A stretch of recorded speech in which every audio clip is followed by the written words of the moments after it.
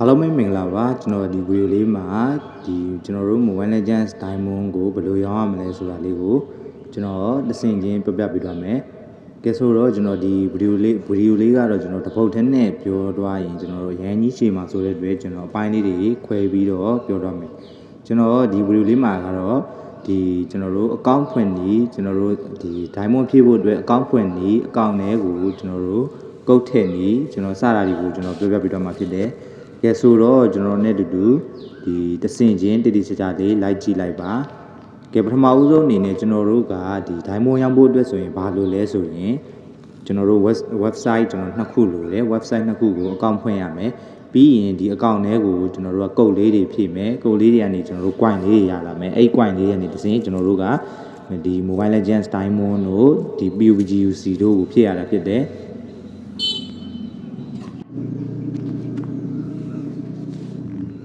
ကဲဆိုတော့ကျွန်တော်တို့website နှစ်ခုကတော့Smile One website နဲ့ Unibin website ဆိုပြီးတော့ website နှစ်ခုရှိတယ်ကျွန်တော်ကဒီဗီဒီယိုလေးမှာSmile One website အကြောင်းလေးကိုပြောပြပေးသွားမယ်ကဲဆိုတော့ပထမဆုံးအနေနဲ့ကျွန်တော်တို့browser ကျွန်တော်တို့ Google ကိုတွားလိုက်မယ်ပြီးရင်ဒီမှာကျွန်တော်တို့ SMILEONE Smile One ဆိုပြီးတော့ကျွန်တော်တို့ရိုက်ရှာလိုက်မယ်โอเคဒါဆိုရင်ဒီမှာအပေါ်ဆုံးမှာ smile.1 ဆိုတဲ့ website လေးတွေ့ရလိမ့်မယ်ကျွန်တော်တို့ဒီ website လေးပါကျွန်တော်တို့ဒီမှာပါsmile.1 ဆိုတဲ့ website လေးရှိတယ်ဒီ website လေးတွေကိုဝင်ရမယ်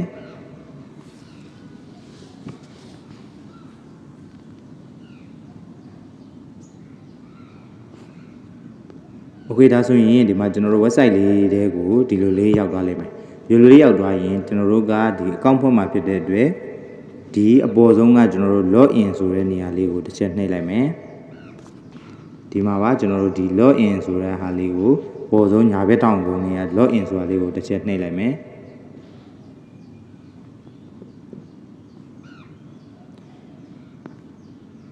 โอเคပြီးရင်တော့ကျွန်တော်တို့ကဒီမှာ login with Google ဆိုတာလေးကိုတစ်ချက်နှိပ်လိုက်မယ်အပေါ်ဆုံးက login with Google ဆိုတာလေးကိုနှိပ်လိုက်မယ်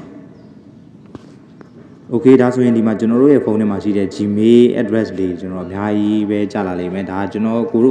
ဖုန်းထဲမှာရှိတဲ့လောက်ကြာမှာဖြစ်တယ်ဒီကကျွန်တော်တို့က Gmail တစ်ခုခုကိုနှိပ်လိုက်မယ်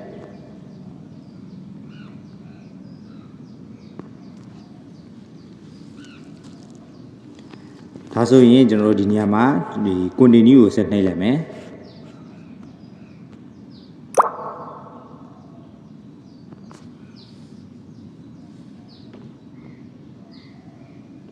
โอเคဒါဆိုရင်တော့ရသွားပြီဒီလိုဆိုရင်ဒီမှာကျွန်တော်အပေါ်ဆုံးမှာprofile ပုံလေးကဒီလိုမျိုးလေးဖြစ်သွားပြီဒါဆိုရင် profile နဲ့ကိုဒီမှာကျွန်တော်အပေါ်ညာဘက်တောင်ဆို profile နဲ့ကိုဝင်လိုက်ဒီမှာကျွန်တော် somo49588gmail.com ဆိုပြီးတော့ gmail လေးနဲ့ကျွန်တော်တို့ဒီလိုလေးပေါ်နေတယ်ဒါဆိုရင်တော့ကျွန်တော်တို့ရဲ့ account က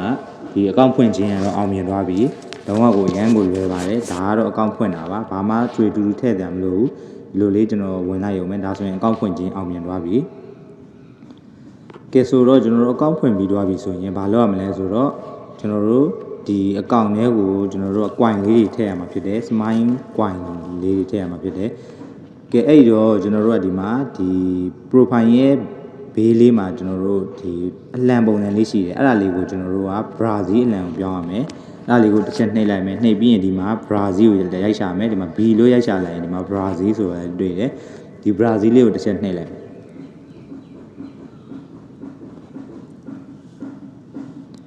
โอเคဒါဆိုရင်တော့ဒီနေရာမှာကျွန်တော်တို့ Brazil ဆိုပြီးတော့ပြောင်းသွားပြီဒီနေရာမှာကျွန်တော်တို့ Brazil ဆိုပြီးတော့ပြောင်းသွားပြီဒါမျိုးလေးဖြစ်နေရမယ်ဒါမျိုးလေးဖြစ်နေပြီဆိုရင်ကျွန်တော်တို့ကဘာလုပ်ရမလဲဆိုရင်ကျွန်တော်တို့ရဲ့ account ထဲကိုကုတ်လေးဖြည့်ရမယ်ကုတ်လေးကတော့ကျွန်တော်တို့seller တွေစီမှာကုတ်လေးတွားဝယ်ရမယ်ကျွန်တော်တို့seller တွေစီမှာကုတ်တွားဝယ်မယ်ကုတ်မှာဘယ်နှမျိုးရှိလဲဆိုရင်ကျွန်တော်တို့300 coin ရတဲ့ကုတ်ရယ်ပြီးတော့1000 coin ရတဲ့ကုတ်ရယ်ပြီးတော့9000 coin ရတဲ့ကုတ်ရယ်1000 coin ရတဲ့ကုတ်ရယ်ဆိုပြီးတော့ရှိတယ်အဲ့ဒါကိုမှကျွန်တော်တို့ကကုတ်လေးတွားဝယ်မယ်တွားဝယ်ပြီးပြီဆိုရင်လူကဒီလိုလေးကျွန်တော်ဒီလိုကုတ်လေးပေးလိုက်မယ်ကျွန်တော်ပြပေးမယ်โอเคဒီမှာအခုကျွန်တော်ပြထားတယ်လို့ဒီလိုကုတ်လေးကျွန်တော်တို့ကိုပေးလိုက်မယ်ကျွန်တော်တို့က300 coin ကုတ်ဝယ်1000 coin ကုတ်ဝယ်သူကဒီလိုကုတ်လေးတွေကျွန်တော်တို့ပေးလိုက်မယ်ဒ ကျွန်တော်တို့ကဒီကုတ်လေးကို copy ယူထားမယ်ကျွန်တော်မှတ်ထားမယ်မှတ်ထားပြီးပြီဆိုရင်ကျွန်တော်တို့အကောင့်တွေကိုလာမယ်ကျွန်တော်တို့အကောင့်တွေကိုလာပြီးရင်ကျွန်တော်ကုတ်လေးကိုကျွန်တော်တို့အကောင့်တွေကိုဘယ်လိုဖြည့်မယ်လဲဆိုရင်ကျွန်တော်တို့ဒီ profile အပေါ်ဆုံးညာဘက်တောင်ဆုံးက profile ပုံလေးကိုတစ်ချက်နှိပ်လိုက်မယ်ပြီးရင်ဒီနေရာမှာကျွန်တော်တို့ဒီ၃ချောင်းမြောက်မှာ activation code ဆိုတာလေးကိုတစ်ချက်နှိပ်လိုက်မယ်ဒီမှာပါဒီ၃ချောင်းမြောက်မှာ activation code ဆိုတာလေးကိုတစ်ချက်နှိပ်လိုက်မယ်โอเคဒါဆိုရင်ဒီမှာကျွန်တော်တို့ဒီနေရာလေးကိုရောက်သွားလိမ့်မယ်โอเคဒါဆိုရင်ကျွန်တော်တို့ဒီနေရာလေးကိုရောက်သွားလိမ့်မယ်အဲဆိုတော့ခဏလေးပါကျွန်တော်ကဒီအကောင့်လေးကဆန်းလုပ်ပြတာဖြစ်တဲ့အတွက်ကျွန်တော်ရဲ့ original အကောင့်ကိုတွားပြီးတော့ပဲကျွန်တော်ထည့်ပြမယ်ကဲဆိုတော့ဒီမှာကျွန်တော်တို့ကကုတ်ဖြည့်မယ်ဆိုရင်ပထမဆုံးအနေနဲ့ဘာလုပ်ရမလဲဆိုရင်ဒီ profile ရဲ့ဘေးကအလံလေးကိုကျွန်တော်တို့ browser ကိုထားရမယ်ဒီမှာဒီ search bar မှာရှာလိုက်မယ်ပြီးရင် B ဆိုပြီးတော့ရိုက်ရှာလိုက်မယ်ဒါဆိုရင်ကျွန်တော်တို့ browser အလံလေးရှိတယ်ဒါလေးကိုတစ်ချက်နှိပ်လိုက်မယ်โอเคဒီလိုလေး browser အလံလေးဖြစ်သွားပြီဆိုရင်ကျွန်တော်တို့ဒီအကောင့်ထဲကိုကုတ်လေးထည့်လို့ရပြီကျွန်တော်တို့ကုတ်ဝယ်တာကဘယ်လိုဝယ်ရမလဲဆိုရင်ကျွန်တော်တို့ line ပေါ်မှာဒီ SE Smile 1 BRL ဆိုပြီးတော့ကျွန်တော်တို့ရိုက်ဝယ်ရမယ်ဒီ seller တွေအများကြီးရှိတယ်ကျွန်တော်တို့မြန်မာနိုင်ငံမှာဆိုလဲ seller တွေအများကြီးရှိတယ်ဒီယုံကြည်ရတဲ့ seller တွေကိုကျွန်တော်တို့တွားဝယ်ရမယ်ကျွန်တော်တို့ယုံကြည်ရတဲ့ seller တွေကိုတွားဝယ်ရမယ်ဒီကျွန်တော်ဒီမှာလဲလာပြီးတော့ဝယ်လို့တော့ရတယ်ကဲဆိုတော့ကျွန်တော်တို့ကဒီ Smile Coin ဝယ်ပြီးပြီဆိုရင်သူကဒီကုတ်လေးပေးလိမ့်မယ်ဒီကုတ်လေးကိုကျွန်တော်တို့ကဒီကျွန်တော်တို့ရဲ့အကောင့်တွေကိုထည့်ရမယ်ဆိုတော့ကျွန်တော်တို့အကောင့်တွေကိုဒီကုတ်ထည့်ဖို့အတွက်ဆိုရင်လိုအပ်ချက်က browser အလံလေးထားမယ်ထားပြီးပြီဆိုရင်ဒီ profile ပုံလေးကိုတစ်ချက်နှိပ်လိုက်မယ် okay profile ပုံလေးကိုနှိပ်ပြီးပြီဆိုရင်ကျွန်တော်တို့ဒီနေရာမှာ activation code ဆိုတဲ့၃ချောင်းမြောက်ကဒီစာကြောင်းလေးကို activation code ဆိုတာလေးကိုနှိပ်လိုက်โอเคဒါဆိုရင်ကျွန်တော်တို့ဒီနေရာလေးကိုရောက်သွားလိမ့်မယ်ဒီနေရာလေးရောက်သွားရင်ဒီမှာကျွန်တော်တို့ redeem code ဆိုပြီးဒီနေရာလေးကိုပဲနှိပ်ရမယ်အခုဒီမှာတော့ auto ဒီနေရာလေးကို auto ထားပေးထားတာဖြစ်တယ်ဒီဟာလေးကတော့ကျွန်တော် redeem code ဆိုတာလေးဖြစ်တယ်ဒီ redeem code နေရာမှာကျွန်တော်တို့ဝယ်လာတဲ့ code လေးကိုကျွန်တော်တို့ကဒီနေရာမှာထည့်ရမယ်ဆိုတော့ကျွန်တော်ပြပေးမယ်ဒီမှာကျွန်တော်တို့ဝယ်လာတဲ့ code လေးကဒီမှာဒီ code လေးဖြစ်တယ်ဒါလေးကိုကျွန်တော်တို့က copy ယူလိုက်မယ် copy ယူပြီးရင်ဒီ redeem code ဆိုတဲ့နေရာမှာအောက်မှာဒီအကွက်လေးရှိတယ်ဒီအကွက်လေးထဲမှာဒီ copy လာတဲ့ကျွန်တော်တို့ code လေးတွေကိုဖြည့်လိုက်မယ်ဖြည့်လိုက်ပြီးပြီဆိုရင်ဒီမှာကျွန်တော် redeem to my account ဆိုတာလေးကိုတစ်ချက်နှိပ်လိုက်မယ်ဒီမှာပါကျွန်တော်ဒီ redeem to my account ဆိုတာလေးကိုတစ်ချက်နှိပ်လိုက်မယ် okay ဒါဆိုရင်ကျွန်တော်နှိပ်လိုက်ပြီဒါဆိုရင်ဒီလို wine လေးလဲလိုက်မယ်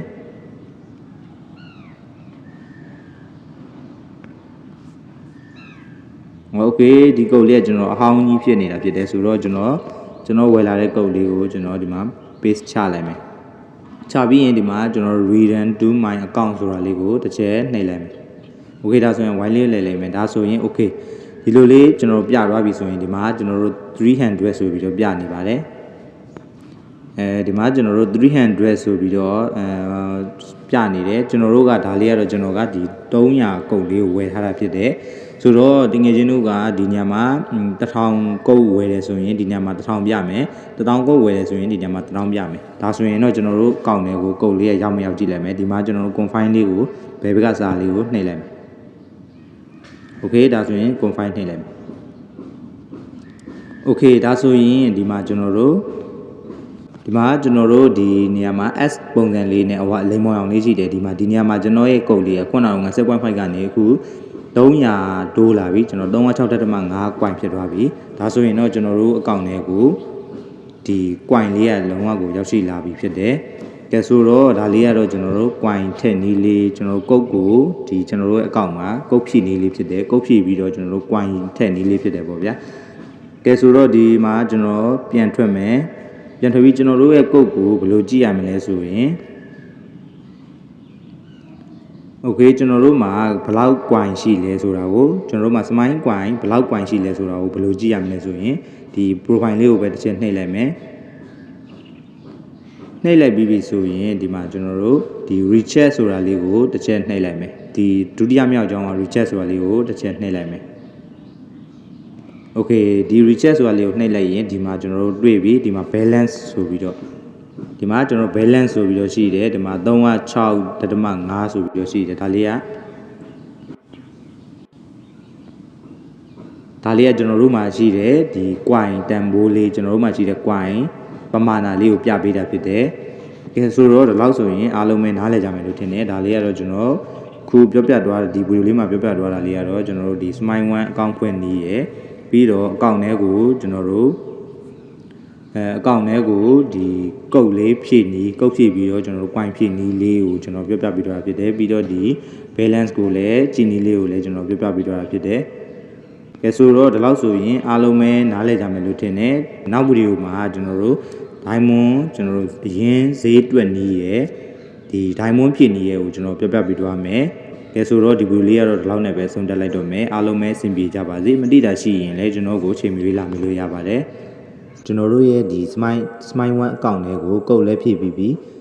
ကျွန်တော်တို့ဒီ Smile One အကောင့်ဖွင့်ပြီးပြီကျွန်တော်တို့ရဲ့ Smile One အကောင့်လေးကိုကုတ်လဲဖြည့်ပြီးပြီဆိုရင်ကျွန်တော်တို့ဒီ Mobile Legends နဲ့ကိုစိန်ဘယ်လိုဖြည့်ပေးရမလဲဆိုတာလေးကိုကျွန်တော်ပြောပြပေးသွားမယ်ကဲဆိုတော့ကျွန်တော်တို့ဒီစိန်ဖြည့်နည်းလေးကိုမပြောပြခင်မှာကျွန်တော်ပထမဦးဆုံးအနေနဲ့ဈေးတွက်နည်းလေးကိုကျွန်တော်ပြောပြပေးသွားမယ်ကဲဆိုတော့ကျွန်တော်တို့ကကဲဆိုတော့ဒီမှာကျွန်တော်ချန်ပီယံကျွန်တော်တွက်ပြမယ်ကျွန်တော်တို့ကဒီ Smile Coin 10k Smile Coin ကျွန်တော်တို့ 1k ပေါ့ဗျာ 1k ဆိုတော့1000ပေါ့ Smile Coin ကျွန်တော်1000ကုတ်ကိုကျွန်တော်တို့က98,800နဲ့ဝယ်ရတယ်ထားပါတော့ဒါဆိုရင်ကျွန်တော်တို့ကဒီတကွိုင်ဈေးကိုလိုချင်နေဆိုရင် Smile Coin ဈေးကိုကျွန်တော်98,800ကိုဒီကျွန်တော်တို့1000နဲ့စားလိုက်1000နဲ့စားလိုက်ရင်ဒီမှာ88.8ချက်ရမယ်ဒါဆိုရင်ဒါကတော့ကျွန်တော်တို့ရဲ့ဒီ Smile Coin တကွိုင်ရဲ့တန်ဖိုးကိုရမှာဖြစ်တယ်ဒါဆိုရင် Smile Coin တကွိုင်ရဲ့တန်ဖိုးရပြီဆိုရင်ကျွန်တော်တို့ကဒီဈေးလေးတွေကိုကျွန်တော်တို့ကတွက်လို့ရပြီကြည့်လို့ရပြီကျွန်တော်တို့ချိန်ဆလို့ရပြီပေါ့ဗျာအဲ့လိုပဲဒီမှာကျွန်တော်တို့ဒီ 10k ကိုဥပမာကျွန်တော်တို့ 10k ကိုSmile Coin 10k Smile Coin 1000ကိုကျွန်တော်တို့က9သိန်း8000 98,500နဲ့ဝယ်ရတယ်ဆိုရင်ကျွန်တော်တို့ကတကွိုင်ရဲ့တန်ဖိုးလိုချင်နေဆိုရင်စားကျွန်တော်တို့က1000နဲ့စားလိုက်မယ်ဒါဆိုရင်ဒီမှာကျွန်တော်တို့ရလာတာက88.5ချက်ဒါဆိုရင်ကျွန်တော်မြန်မာငွေနဲ့88.5ချက်ရတယ်ဆိုတော့ဒါလေးက Smile Coin တကွိုင်ရဲ့တန်ဖိုးကိုရတာဖြစ်တယ်ကဲဒီလောက်ဆိုရင်ကျွန်တော်တို့နားလည်မယ်ထင်တယ်အဲ့ဒီလိုပဲကျွန်တော်ဒီ Smile Coin 300ကိုSmile Coin ကျွန်တော်300ကုတ်လေးတွေရှိတယ်ပေါ့ဗျာဒါကတော့ကျွန်တော်10လတိုင်းမှာမရဘူးတချို့10လတွေစီမှာပဲရတယ်ကဲဆိုတော့ဒီကျွန်တော်တို့က Smile Coin 300ကို300ကိုကျွန်တော်တို့ကဥပမာ23,800နဲ့ဝယ်ရတယ်ဆိုပါစို့ဒါဆိုရင်ကျွန်တော်တို့ကတကွိုင်ရဲ့တန်ဖိုးကိုလိုချင်နေဆိုရင်ကျွန်တော်တို့ဒီ300နဲ့စားလိုက်မယ်ကျွန်တော် coin 300နဲ့စားလိုက်မယ်โอเคဒါဆိုရင်တော့ဒီမှာကျွန်တော်တို့89.3333ဆိုပြီးတော့ဒီလိုလေးဖြစ်နေတယ်ဒါဆိုရင်ကျွန်တော်တို့ Smile Coin တစ်ကွိုင်ကိုမြန်မာငွေတန်ဖို့ဘယ်လောက်လဲဆိုတာကိုကျွန်တော်တို့ကရမှာဖြစ်တယ်ကဲဆိုတော့ဒီလောက်ဆိုရင်အားလုံးပဲနားလည်ကြမယ်လို့ထင်တယ်ကဲဆိုတော့ကျွန်တော်တို့ဒီဗီဒီယိုလေးကိုဆက်ပြီးတော့တွားလိုက်အောင်ကဲဆိုတော့ကျွန်တော်တို့ကဒီမှာဒီ Smile Coin ဈေးကျွန်တော်တို့ကတွက်နည်းလေးတော့တည်သွားပြီဆိုရင်ခုကျွန်တော်တို့ diamond ဖြည့်ပေးဖို့အတွက်ဒီ Mobile Legends နဲ့ကိုဝင်လိုက်မယ် Mobile Legends နဲ့ဝင်လိုက်မယ်ကျွန်တော်တို့ဒီမှာကျွန်တော်အပေါ်မှာကျွန်တော်တို့ဒီ profile ရဲ့ဘေးမှာအလံလေးကဒီမှာ American အလံလေးဖြစ်နေတယ်ကျွန်တော်တို့ကဒီနားလေးကိုအများအားကျွန်တော် Brazil အလံလေးထားရမယ်ဆိုတော့ဒီမှာရိုက်ချလိုက်မယ် B လို့ okay ဒီမှာဒါဆိုရင်ကျွန်တော် Brazil အလံလေးထားရမယ်ကျွန်တော်တို့ကဒီမှာက Brazil အလံကဘာလို့ထားရလဲဆိုရင်ဒီ Smile Coin ကိုကျွန်တော်တို့က Brazil နိုင်ငံနဲ့အသုံးပြုတာဖြစ်တဲ့အတွက်ကျွန်တော်တို့ဒီမှာ Brazil ထားရမယ်ကျွန်တော်တို့ကုတ်လေးကလည်း Smile Coin BRL ကျွန်တော်တို့ Smile Coin Brazil Smile Coin လေးကိုထည့်ထားတာဖြစ်တယ်ဆိုတော့ကျွန်တော်တို့ကဒီ Brazil လေးထားရမယ် Brazil လေးထားမယ်ပြီးတော့ကျွန်တော်တို့မှာရှိတဲ့ Smile Coin အရေးအတွက်ကိုဘယ်လိုကြည့်ရမလဲဆိုရင်ဒီမှာကျွန်တော်တို့အပေါ်ဆုံးက profile လေးကိုဝင်လိုက်မယ် profile လေးကိုဝင်ပြီးတော့ဒီမှာကျွန်တော်တို့ rechat ဆိုတာလေးရှိတယ်ဒီ rechat ဆိုတာလေးကိုတစ်ချက်နှိပ်လိုက်မယ်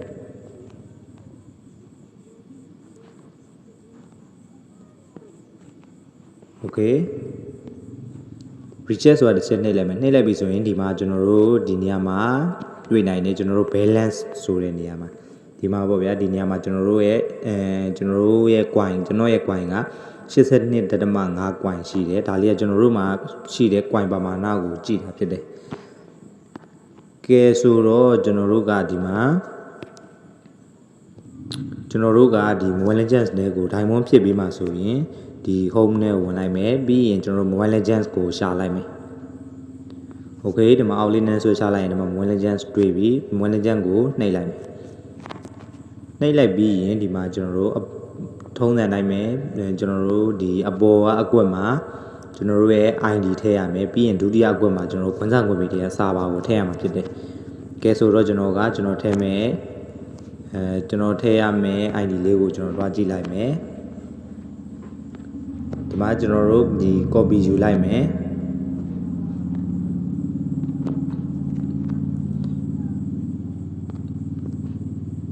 โอเคဒီမှာကျွန်တော်တို့ဒီပထမအကွက်မှာဒီ ID အပြည့်စုံလေးကိုထည့်မယ် user ID ထည့်မယ်ပြီးရင်ဒုတိယအကွက်မှာကျွန်တော်တို့ server ID လေးထည့်မယ် server ID က15305 15305ကျွန်တော် server ID ထည့်မယ်ထည့်ပြီးပြီဆိုရင်ဒီမှာကျွန်တော်တို့အောက်လေးကိုဆွဲချလိုက်ရင်ဒီမှာကျွန်တော်တို့ diamond ပမာဏရွေးချယ်ရမယ်ပမာဏရွေးချယ်မယ်ဒီမှာကျွန်တော်တို့ဒီအပေါ်ဆုံးမှာ၄ခွက်ရှိတယ်၄ခွက်အောက်မှာ package ဆိုတာရှိတယ်ဆိုတော့ဒီမှာကျွန်တော်တို့ကြိုက်ရအောင်ရွေးချယ်မယ်ဒီမှာအရေးအတွက်ကကျတော့ဒီမှာ diamond ဆိုပြီးတော့အမြောက်လေးနဲ့50အပေါင်း5ဆိုပြီးတော့ပြထားတယ်ဒါလေးကဘာကိုပြောချင်တာလဲဆိုရင် diamond 50ဖြစ်မယ်ဒါနောက်က plus 5ဆိုတာလေးကတော့ bonus ရတဲ့ diamond လေးဖြစ်တယ်ကဲဆိုတော့ဒီမှာကျွန်တော်တို့ကဒီရကျင်တဲ့ဟာကိုဒီလိုလေးကျွန်တော်တို့ select လုပ်လိုက်မယ်ကျွန်တော်ဒီလို select လုပ်လိုက်ရင်အစိမ်းရောင်လေးနဲ့ဒီအမှန်ကြီးလေးနဲ့ဒီလိုလေးအကွက်လေးဖြစ်နေလိမ့်မယ်ဆိုတော့ကျွန်တော်တို့ကဒီမှာအောက်ဆုံးကိုတွားမယ်ကျွန်တော်က weekly best ကျွန်တော်ဖြည့်မှာဖြစ်တဲ့အတွက်ဒီမှာအောက်ဆုံးမှာ diamond weekly best ဆိုတာလေးကိုကျွန်တော်တစ်ချက်နှိပ်လိုက်မယ် okay ဒါဆိုရင်ဒီမှာကျွန်တော်အစိမ်းရောင်လေးဖြစ်သွားပြီအစိမ်းရောင်လေးဖြစ်သွားပြီဆိုရင်ဒီအပေါ်လေးကိုနည်းနည်းတွားလိုက်မယ်အပေါ်လေးကိုတွားပြီးတော့ဒီမှာဒီ user ID နဲ့ server ID ရဲ့အောက်မှာကျွန်တော်နာမည်မှန်စစ်မယ်ဒီမှာ KIM Kim ဆိုပြီးတော့ဒီမှာနာမည်လေးပြနေတယ်ကျွန်တော်ကတော့ဒါမှန်တယ်ဒီနေရာမှာနာမည်မမှန်ဘူးဆိုရင်တော့လုံးဝမဖြည့်ပါနဲ့ဘာလို့လဲဆိုတော့တခြားအကောင့်ကိုရောက်သွားမှာဖြစ်တယ်ဆိုတော့ဒီနေရာမှာအဓိကရေးကြည့်တာနာမည်မှန်စစ်မယ်နာမည်လည်းမှန်ပြီးဒီမှာကျွန်တော်တို့ဒီဖြည့်ရမယ့်ပမာဏလည်းကျွန်တော်ရွေးချယ်ပြီးပြီဆိုရင်တော့အောက်လေးကိုနည်းနည်းဆွဲချလိုက်မယ်အောက်လေးကိုဆွဲချလိုက်ပြီးရင်ဒီမှာအပေါ်ဆုံးမှာ smile coin ဆိုတာလေးရှိတယ်ဒီဟာလေးကိုကျွန်တော်တစ်ချက်နှိပ်လိုက်မယ်ဒီဟာလေးကလည်းဒီလိုအစိမ်းရောင်လေးဖြစ်သွားပြီဆိုရင်ဒီအောက်မှာကျွန်တော်တို့ဒီအောက်မှာbuy now ဆိုတဲ့ဟာလေးအစိမ်းရောင်လေးဖြစ်လာလိမ့်မယ်ဆိုတော့ဒီမှာကျွန်တော်အစိမ်းရောင်လေးဖြစ်လာပြီဆိုရင်ဒီ buy now ဆိုတာလေးကိုကျွန်တော်တစ်ချက်နှိပ်လိုက်မယ်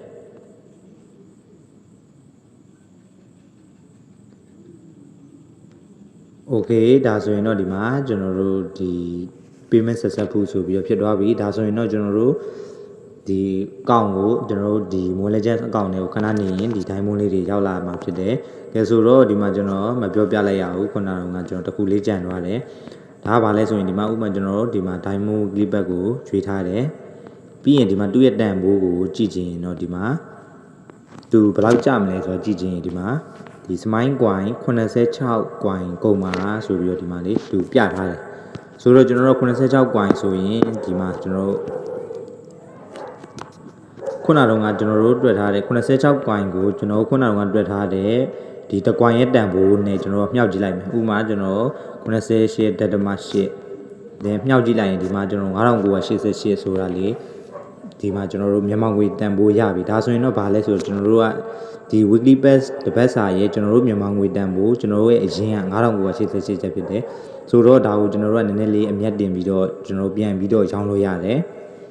ဥပမာ6300 6500အစရှိပြင်ကျွန်တော်တို့မြတ်တင်ပြီးတော့ပြန်ရောင်းလို့ရတယ်ဥပမာ reseller ကိုပေးရင်6300နဲ့ပေး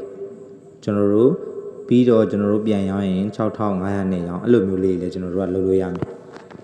ကဲဆိုတော့ဒီလောက်ဆိုရင်အားလုံးပဲနားလည်ကြမယ်လို့ထင်တယ်ကျွန်တော်ပြောပြတော့လေးကတော့တစင်ချင်းပြောပြတော့ဖြစ်တယ်လုံးဝကိုကျွန်တော်ရှင်းပါတယ်ကျွန်တော်ဒီကြာလေးရှင်းပြပြီးသွားတာပါကဲဆိုတော့နားမလည်တာရှိရင်လည်းကျွန်တော်ကိုပြန်လာမေးလို့ရပါတယ်ကဲအားလုံးပဲအဆင်ပြေကြပါစေ